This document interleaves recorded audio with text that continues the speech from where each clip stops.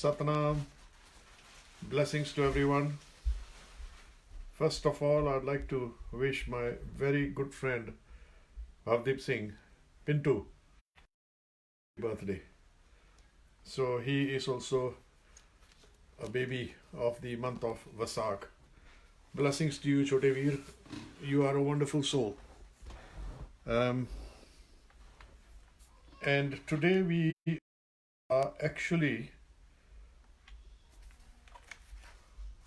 on the last official chapter of the book, which very importantly, coincidentally, happens to be chapter 13.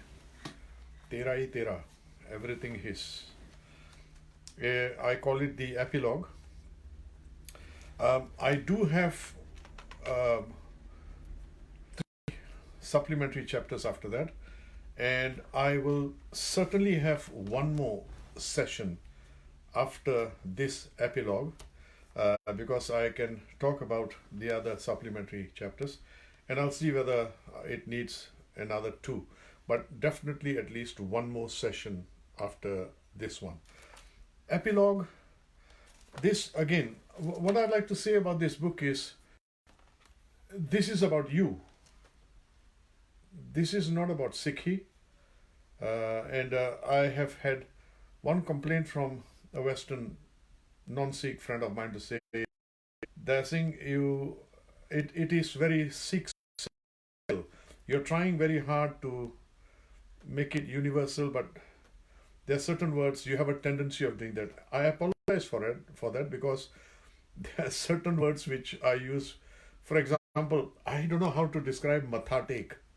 Mathatek is mathatek, prostrating yourself in front of the Guru. So the glossary of the book is important, and really,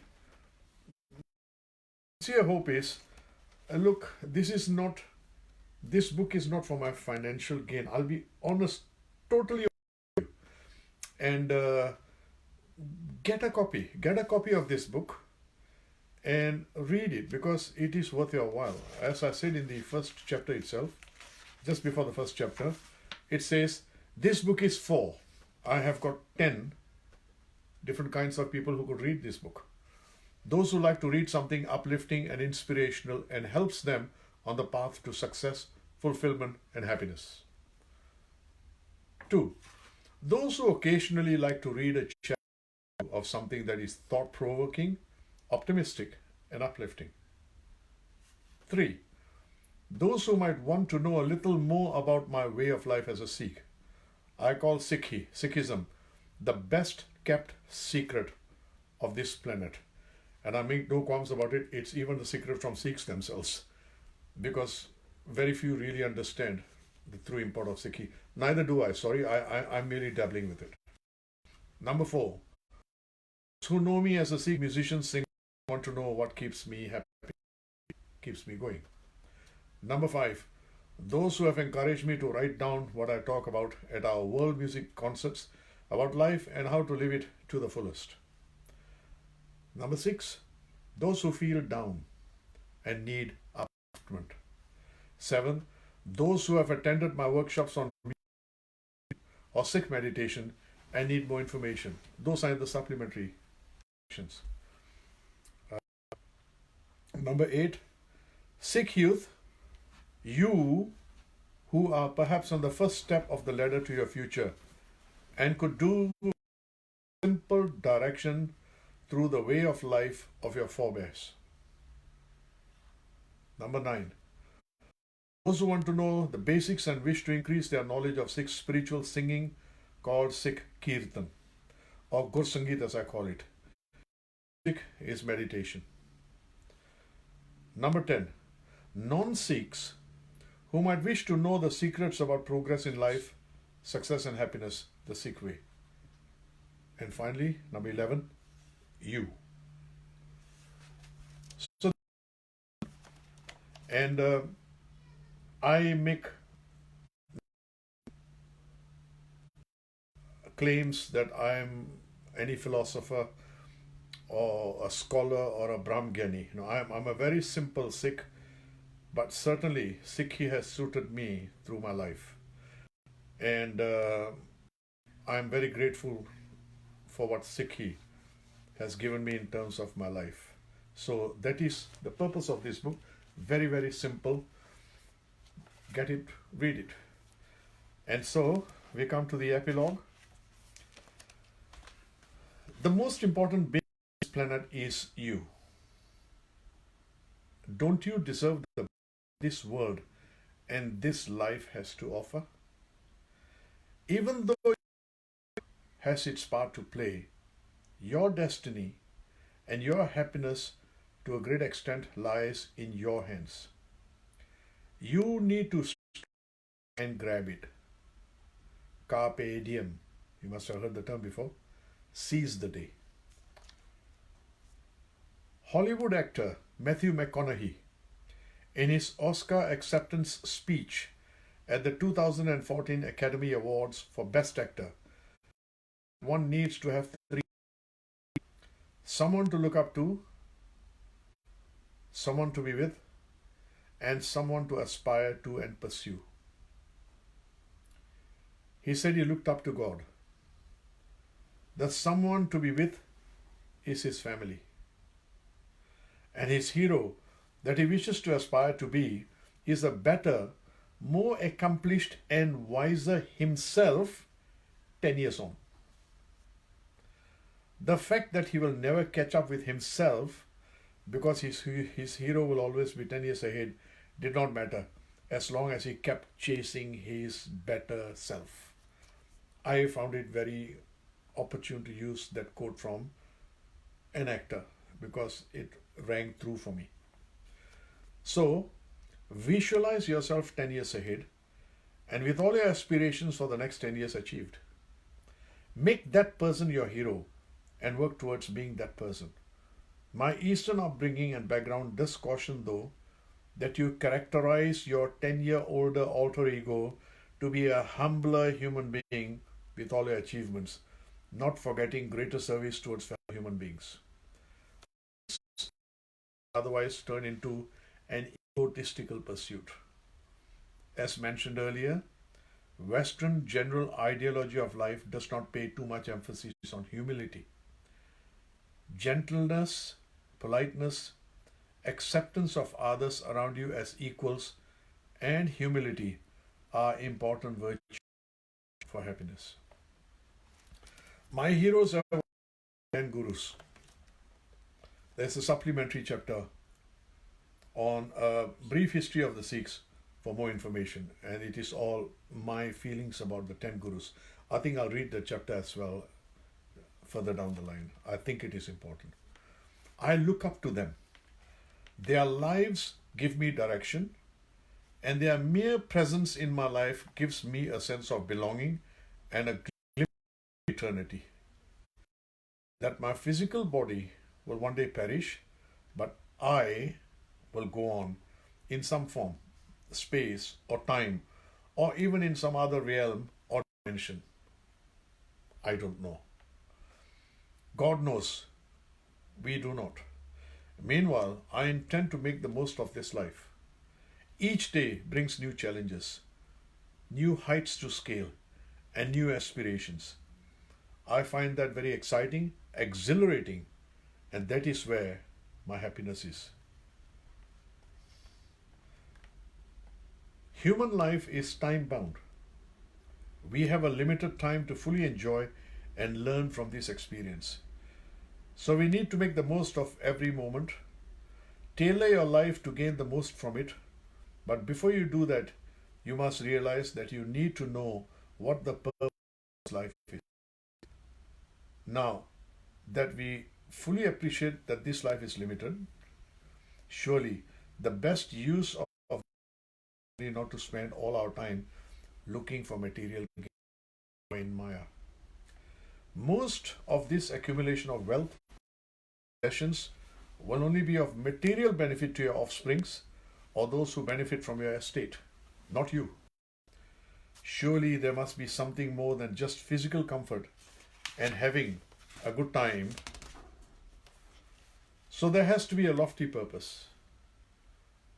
What is that lofty purpose for you? Each and every one of us has such a lofty purpose. It is up to us as individuals to discover what that lofty purpose is through dialogue with the source of all reality, Vaheguru. This dialogue is just not the exclusive domain of one group of people or some religious or faith who rather naively claim that they are the chosen of God. This dialogue is every human being's right. This dialogue is your right, and no one can deny you that whatever your background, race, color, gender, even socio-economic status, what form does this dialogue take? It is prayer and meditation, the complete dialogue with that source of all reality. Generally, prayer is when you speak and Vaheguru listens. And meditation is when Vaheguru speaks and you listen. I think this quote is very important. Listen to it again very carefully. Prayer is when you speak and Vaheguru listens. And meditation is when Vaheguru speaks and you listen. It is through this communication of prayer and meditation that your higher purpose or duty, dharma, is not only revealed to you, but moves you in the right direction to fulfill it.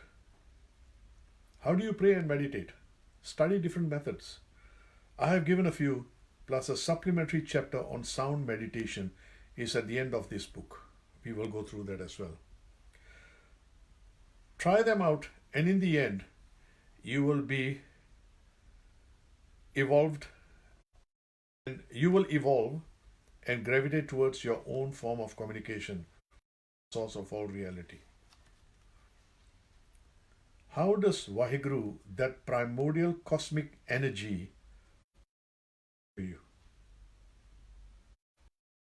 Oh. All I can tell you is that he does not talk to me conventionally, but I can feel him guiding me, and also because I deeply believe.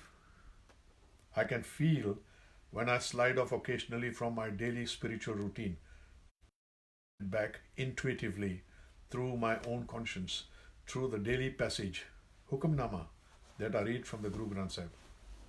Or he sends me a cryptic message through someone else. I have tried this time and again. That's the way it works. I do have friends who are intuitive and on the same path that I'm walking on.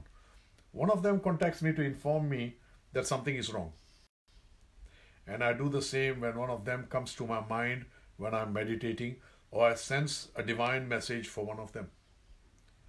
Then it is up to me to uncover where I am wrong, or what I have done which is not good, or I am not doing the right thing. Once one gets on such a path, the right people gravitate towards you. I'll repeat that. Once you get onto this spiritual path, the right people gravitate towards you. I can see the direction, and he rewards me for my efforts in his own way. Most importantly, I feel my connection with him, and that in itself is intense joy and happiness. From the Guru Granth Sahib, page 592. Har nave naal galla, har aslat, har naam humara karda nit sara. My conversation is with the Lord's name, and my counseling is with the Lord's name. The Lord's name always takes care of me. Finally, make sure that you are always facing the right direction, with your past firmly behind you without regrets, as you stride slowly and confidently towards your future, being fully aware of the present moment in which you are, the now. Remember also that in this lifetime, it is the journey that is all important, not the destination. Make full use of this amazing human journey. So to you I say, happy Sikhing. Your success is in your own hands, and you can start right now. Feel happy. A happy face and greet every person you meet with a cheery. Let happy surround you. Bring happiness into the lives of others, and you will be happy too. Finally, the ultimate detachment is to become nothing. This is also the ultimate in humility. Let me tell you a Buddhist story. A young man went to an old reclusive monk and requested the monk to take him on as his disciple. The monk told him to go away and leave him alone. On the young man's persistence, the monk asked why he wanted to become his disciple. The young man said that he had done 10 years of study of Buddhism, in which time he attended the best universities of Buddhism in the world. He felt that he had learned everything that needed to be. Now he wanted some practical experience, like an apprenticeship. He had heard from various that this particular Buddhist monk, was the most highly elevated there was. Hence his desire for his discipleship. The old monk tried very hard to shake him off, but the young man persisted. So the monk asked him to write a thesis on Buddhism that he had studied. Take a year off. Write what you have studied. He promised that he would look through it and then decide if he wanted to take him on as a disciple. So the young man went away, wrote his thesis, and brought it back in 1 year as promised. The monk told him to let him read it, to give him a month or so to read it, and then for the young man to come back. At the end of the month, the young man came back, and the monk told him that it was very impressive, but could he condense it? At present, it was a little too voluminous. To take 3 months and condense it to perhaps half its present volume? The young man did so and brought it back. Again, the old monk told him to come back in a month's time. It appeared that the old monk was trying hard to discourage the young man. This went on until the thesis became condensed into a 1-page commentary. But the monk still insisted and asked it to be to 1 paragraph. Finally, down to 1 line. The monk finally said, "Make it even shorter." The young man, in frustration, one day just brought him a blank page. The monk smiled. "Now," he said, "you understand Buddhism. Become nothing. Then you are the embodiment of humility and detachment. That is Buddhism." Adopt this story as the ultimate in detachment and humility, and then make the most of this life in your search for success and happiness with humility and internal detachment. All right, this story is simplified, no doubt, but sometimes we have a tendency of we keep on learning and learning and learning. To what purpose? There is Gurbani saying, "Pad pad gaddi laddiye, pad pad pariye saath. Padiye jete bars bars, padiye jete." You can read bullock loads of books, but what's the point of it? You are still in your ego. You are still, "Hey, I know this." You are still in Maya.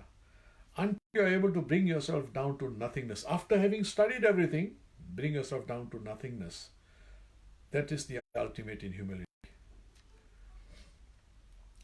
Treat happiness as a journey, just like life in this. We are well into our lives. Now let happiness as a state of mind start immediately for you if you are not already a happy person. And look forward to the future with excitement, high expectation, and keen anticipation. Now read the book again and feel happy. Feel happy now. To conclude, I am tempted to and shall use a phrase that an Irish comedian, Dave Allen, one of my favorite comedians, always used to say at the end of all his shows, "And may your God go with you." This is the end of the official book itself. Beyond these are some Sikh dedicated chapters mainly for Sikh youth and musicians wanting to learn a little more about my brand of music, Gur Sangeet. There is also a chapter of my views on the life philosophy that I adhere to, Sikhi, a short history which might be of interest. So that's the end of the official book itself. What do I have to say about the book? Well, first of all, I had tremendous joy in writing this book because I felt I was writing something which, at least as a family heirloom, my children will read and they will gain some benefit out of it. This is not about Sikh religion. No, it's not. That is why we have this phrase coined Sikhing. Because the word Sikh means a student. We are students of life. We are always seeking. And I have an aversion to those who start calling themselves masters. Because I feel we are all learning. But yes, there are those who know a little bit better. Sit down with them. Listen to them. But never ever bring them up to a god or deity status. We have a tendency of doing that. Listen to them, but at the end of the day, you are responsible for your own life, not another human being. Anyone else who comes here as a human has his human weaknesses. Everyone. We were fortunate, our gurus lived 400, 500 years ago, and they gave us the Guru Granth Sahib, which is infallible. It gives you good advice. It does not restrict you in any way. It gives you a sense of freedom. Yes, as conventional Sikhs, we have certain dictates on the way we present ourselves. And within my lifetime, I'm very proud to be part of this. But I wish the life philosophy itself could be better known within humanity so that it can be used as a means to enrich life as a human being. So, thank you very much once again, Sikh Youth Australia. I also like to thank SikhNet, my dear friends, Guru Mastak, Guru Ka, Hari Jot, and I like to thank Asia Samachar, Sikh, my friend Dya Singh from Canada, and many other friends. And as I mentioned right in the beginning, it's my good friend and Chote Veer Bhavdeep Singh Pintu's birthday today. Bhavdeep, a very, very happy birthday to you. And it's a pleasure having you as a younger brother. Thank you. I'm just wasting time now, really. Don't forget, clear the furrows from your face. Drop your shoulders once in a while. Put a smile on your face. And be able to say to yourself, I am happy. Thank you. I look forward to seeing you at least in one more session. Vaheguru. And by tomorrow, we're going to have a new track on our YouTube channel. Oh, yes. So please subscribe. We need 50 more. We need 50 more to hit the 1,000 on our YouTube channel. Only 50 more required. Please subscribe. And by tomorrow, we are having another very short, exciting track called The Sikh Lullaby. You will find it fascinating. Again, like I said, it's off-center. Whatever we do on this particular channel will be a little bit on the cutting edge always. And this is a Sikh lullaby, which we will present tomorrow. We need another 50 subscribes. Please make sure, if you have done it, ask your friends to subscribe to the channel. As we promise you, we'll keep putting in items every so regularly to update the channel so that you can find something of benefit in your own lives. I don't do Kirtan just for the sake of Kirtan. I do Kirtan to make you sit up and think. And I also do Kirtan for you to break from your conventional ways. I'm sure there'll be people who will say, that cannot be Kirtan. But then we'll talk about that. What is Kirtan? Thank you very much. God bless you all. Vaheguru, Satnam, and blessings.